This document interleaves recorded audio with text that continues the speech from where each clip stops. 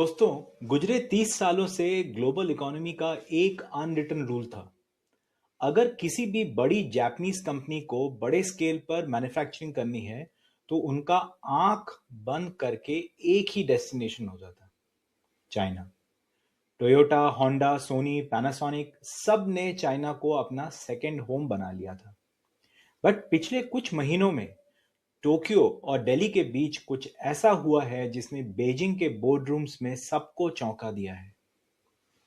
Japan के ambassador ओनो Keiichi ने अभी हाल ही में दिल्ली के एक हाई प्रोफाइल कॉन्क्लेव में एक जबरदस्त अनाउंसमेंट की है।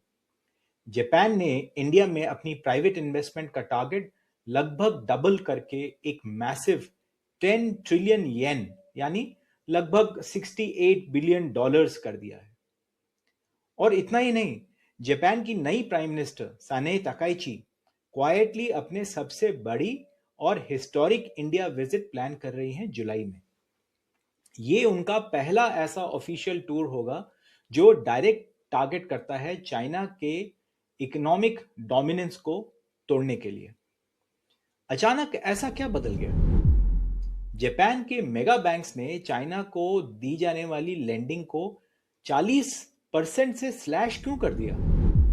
और क्यों टोक्यो अब अपना पूरा फ्यूचरिस्टिक टेक्नोलॉजी बेट यानी सेमीकंडक्टर से लेकर आर्टिफिशियल इंटेलिजेंस तक इंडिया पर लगा रहा है? आज के एपिसोड में हम इस जियोपॉलिटिकल टेक्टोनिक शिफ्ट को पूरी तरह डिकोड करेंगे। ये आपके लिए कई नई जॉब अपॉर्चुनिटीज भी ला सकता है। So stay tuned.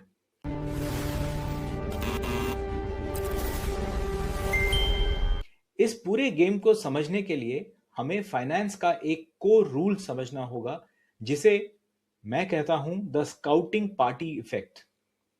जब भी कोई बड़ा देश किसी दूसरे रीजन में इन्वेस्ट करता है, तो पहले वहां फैक्ट्रीज नहीं खुलती। पहले वहां उस देश के मेगा बैंक्स जाते हैं। बैंक्स जगह को टेस्ट करते हैं, फाइनेंशियल इंफ्रास्ट्रक्चर सेटअप करते हैं, और जब उन्हें लगता है कि सिचुएशन अब कंड्यूसिव है, सेफ है, तब उनके पीछे पीछे टोयोटा एंड सुजुकी जैसी जायंट कॉर्पोरेट मशीनरीज मूव करती हैं। जापान के केस में ये स्काउटिंग पार्टी उनके 3 सबसे बड़े मेगा बैंक्स हैं, एमयूएफजी, एसएमबीसी एंड मिजुहो।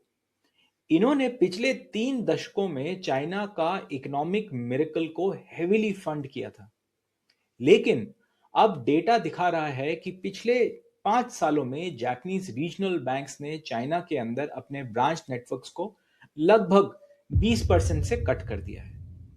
और अब इस फाइनेंशियल शिफ्ट को टॉप लेवल पॉलिटिकल बैकिंग मिल चुकी है, जिसे ग्लोबल एनालिस्ट शटल डिप्लोमेसी कहते हैं। प्राइम मिनिस्टर नरेंद्र मोदी के लास्ट ईयर के टोक्यो विजिट के बाद अब जापान की पीएम सानाई ताकाइची जुलाई में इंडिया आ रही हैं। और इस विजिट की सबसे इंटरेस्टिंग बात पता है क्या है? उनका ये समिट सिर्फ दिल्ली तक लिमिट नहीं होगा। वो डायरेक्ट आसाम विजिट करने का प्लान बना रही हैं, जहां Japan India act east forum के तहत नॉर्थ ईस्ट इंडिया को एक नया इंडस्ट्रियल हब बनाया जा रहा है। ये वही रीजन है जिसे उनके पॉलिटिकल मेंटर लेट शिंजो एब ट्रांसफॉर्म करना चाहते थे। टोक्यो से लेकर असम तक चल रहा ये जियो पॉलिटिकल अलाइनमेंट साफ इशारा कर रहा है कि चाइना आउट हो चुका है और इंडिया इन है। लेकिन सवाल ये उठता है कि जो चाइना पिछले 30 साल से जापान का सबसे बड़ा प्रॉफिट सेंटर था, वो अचानक एक रिस्क जोन कैसे बन गया? इसके पीछे 2 बड़े शॉक हैं। पहला है द ईवी शॉक। जापान की सबसे बड़ी पावर उनका ऑटोमोटिव सेक्टर है। टोयोटा और होंडा ने डिकेड्स तक चाइनीज डोमेस्टिक मार्केट पर रूल किया। लेकिन अचानक चाइना ने इलेक्ट्रिक व्हीकल्स की तरफ एक एग्रेसिव पिवट लिया, और वहां की लोकल ब्रांड्स जैसे BYD जो इंडिया में भी है एंड Xiaomi ने सस्ते और हाईटेक ईवी से फॉरेन ब्रांड्स का मार्केट शेयर पूरी तरह से क्रैश कर दिया। जब कार सेल्स ही ड्रॉप हो गई तो मैन्युफैक्चरिंग एक्सपेंशन रुक गया। दूसरा और सबसे इंपॉर्टेंट फैक्टर है चाइनाज इकोनॉमिक कोएर्शन यानी आर्थिक दबाव बनाने की पॉलिसी। चाइना अपनी अनप्रिडिक्टेबल रेगुलेशंस और लोकल लॉज के जरिए फॉरेन कंपनीज पर प्रेशर बनाता है। अगर कोई भी देश फॉरेन पॉलिसी में चाइना के अगेंस्ट जाता है तो उनकी सप्लाई चेन्स को ब्लॉक कर दिया जाता है। जापानीज पीएम साने ताकाइची ने हाल ही में ताइवान इशू पर बड़े खुले शब्दों में बोल दिया था कि जापान चुप नहीं बैठेगा, जिसकी वजह से बीजिंग एंड टोक्यो के रिश्ते काफी खराब हो चुके हैं। इसके ऊपर से चल रहे ग्लोबल कॉन्फ्लिक्ट्स की वजह से स्ट्रेट ऑफ हॉर्मूज जैसे क्रूशियल सी लाइंस में एनर्जी सप्लाई का खतरा बढ़ गया है। जापान अपनी crude oil and energy requirements के लिए पूरी तरह इन रूट्स पर डिपेंडेंट है। टोक्यो को समझ आ गया है कि अगर उन्होंने अपना सारा टेक और मैन्युफैक्चरिंग एसेट्स चाइना में ही होल्ड करने के लिए कंटिन्यू किया तो किसी भी जियोपॉलिटिकल कॉन्फ्लिक्ट में उनका सप्लाई चेन कोलैप्स हो जाएगा। फाइनेंशियल लैंग्वेज में इसे कहते हैं कॉन्सेंट्रेशन रिस्क। और रिस्क को काउंटर करने के लिए उन्होंने जो नया मास्टर प्लान बनाया है उसका नाम है updated free and open Indo Pacific framework. यहां पर आती है हमारी स्टोरी की सबसे बड़ी डेवलपमेंट। जापान सिर्फ चाइना से एग्जिट नहीं कर रहा, वो इंडिया को अपने नए इंडो पैसिफिक स्ट्रेटेजी के सेंटर में रख रहा है। और ये सिर्फ हवा में बातें नहीं है, 68 बिलियन डॉलर्स का मेगा इन्वेस्टमेंट पैकेज इसका कॉन्क्रीट प्रूफ है। इंडिया के पास इस समय 3 ऐसे फैक्टर्स हैं जहां जापान अपना फ्यूचरिस्टिक कैपिटल डिप्लॉय कर रहा है। पहला है the semiconductor and AI push. पहले फॉरेन कंपनीज इंडिया में सिर्फ बेसिक असेंबली प्लांट लगाती थी, पर अब जापान इंडिया के कोर टेक्नोलॉजी इंफ्रास्ट्रक्चर को बिल्ड करने में पार्टनर बन रहा है। जापान के एम्बेसडर ने ऑफिशियली कंफर्म किया है कि जापानीज कंपनीज इंडिया के सेमीकंडक्टर पुश में हेविली इन्वेस्ट कर रही हैं। गुजरात के ढोलेरा में बनने वाले टेक पार्क्स और असम के जागीरोड में चल रहे प्रोजेक्ट्स इसके सबसे बड़े एग्जाम्पल हैं। टोक्यो अपना expertise artificial intelligence, quantum computing और एडवांस्ड बायोटेक में इंडिया के साथ शेयर करने के लिए एग्रीमेंट साइन कर चुका है।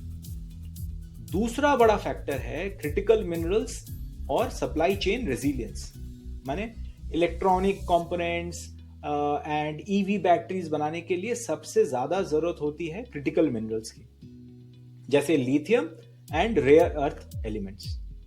अब तक इन पर चाइना का मोनोपोली था। इस मोनोपोली को तोड़ने के लिए जापान इंडिया ने इकोनॉमिक सिक्योरिटी इनिशिएटिव शुरू किया। टोयोटा सुशो जैसे बड़े जापानीज कॉन्ग्लोमरेट्स आंध्र प्रदेश में रेयर अर्थ रिफाइनिंग फैसिलिटीज पर काम कर रहे हैं ताकि क्रिटिकल मिनरल्स की सप्लाई चेन बिना किसी चाइनीज इंटरफेरेंस के चलती रहे। तीसरा फैक्टर है the demographic and strategic synergy.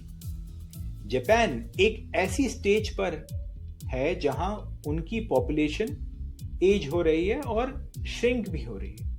उनके बैंक्स के पास कैपिटल की कमी नहीं है, पर डोमेस्टिक मार्केट में इन्वेस्ट करने के अपॉर्चुनिटीज कम हो गए।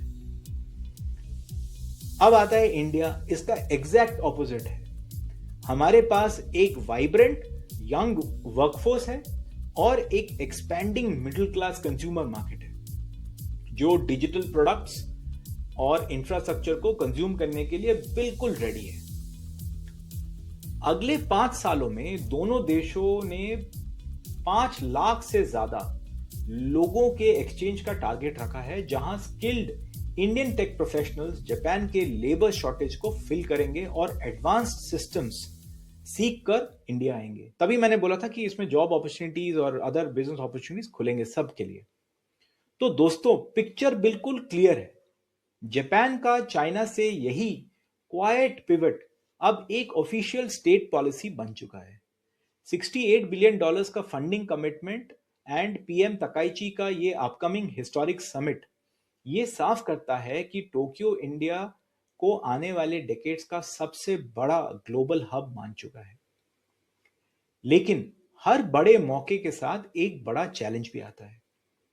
जापान अपना कैश एंड एडवांस टेक्नोलॉजी लेकर हमारे दरवाजे पर खड़ा है, पर क्या हमारा ground execution, land acquisition process and logistical infrastructure इस मैसिव वेव ऑफ कैपिटल को तेजी से एब्जॉर्ब करने के लिए तैयार है? अगर हमने इस स्केल अप में देर की तो ग्लोबल मार्केट्स में कंपटीशन बहुत ज्यादा है।